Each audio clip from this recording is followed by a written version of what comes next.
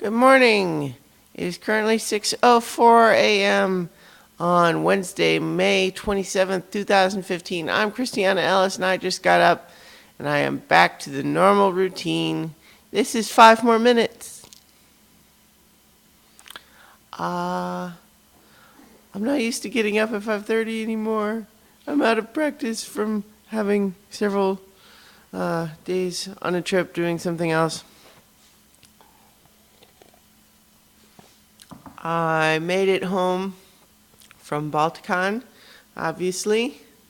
I've got a sweet little dog who is now reunited with me, and it's good. It's good.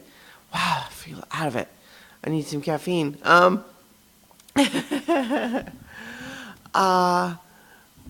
What did I do last night? So, after getting home from the airport and going to retrieve my little dog, I had a lot of laundry that had not been put away because I was doing all the laundry in preparation to have all the clothes that I wanted to bring with me on my trip.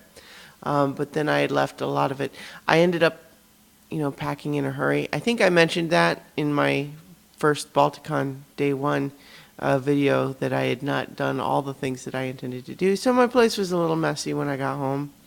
Not overwhelmingly so, but a little bit. And so I picked up some of that. I had to do a few things in preparation for, excuse me.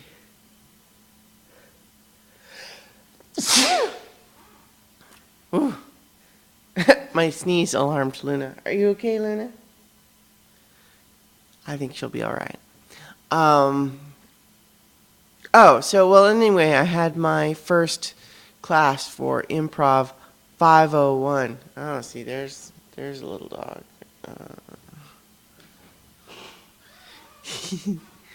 I had my first 501 class yesterday.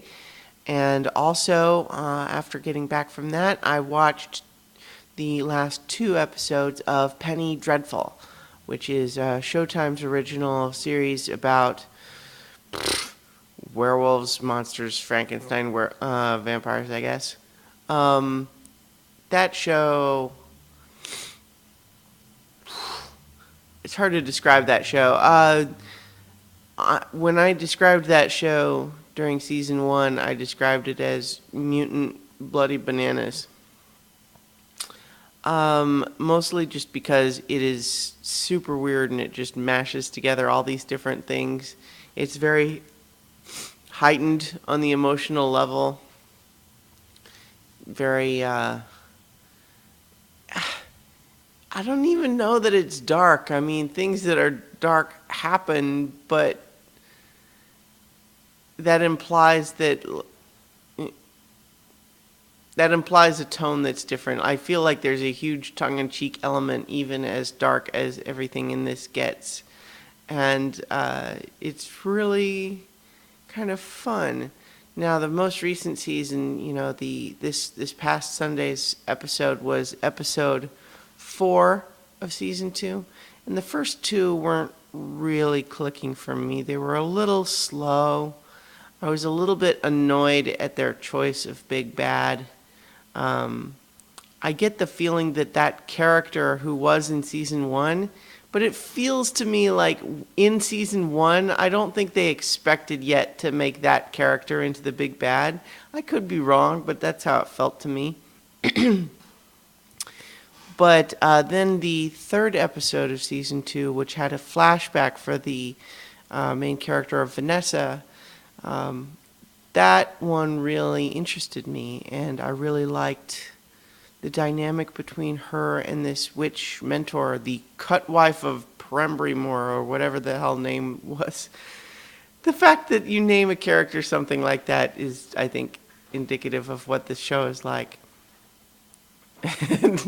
Now everybody's distracted by Luna in the background. But that one and then the most recent episode have really got me back on board with this episode, even though there's some storylines that I'm not sure where they're going. Like Dorian Gray is all, even in season 1, he's this weird character that it really feels like he's kind of on the sidelines of everybody else. Like he'll come in and interact occasionally, but it also just sort of feels like he's not really in the same story as everybody else. I wonder if they'll find a way to bring him in at some point this season, but not so far. Now, it's not to say that the scenes with him aren't interesting, but he's not having anything to do with the rest of the story so far. Well, we shall see.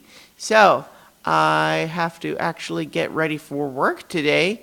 So, that's that part of being back into the normal routine. And so I will talk to you. Remember, you can find all my stuff at christianaellis.com.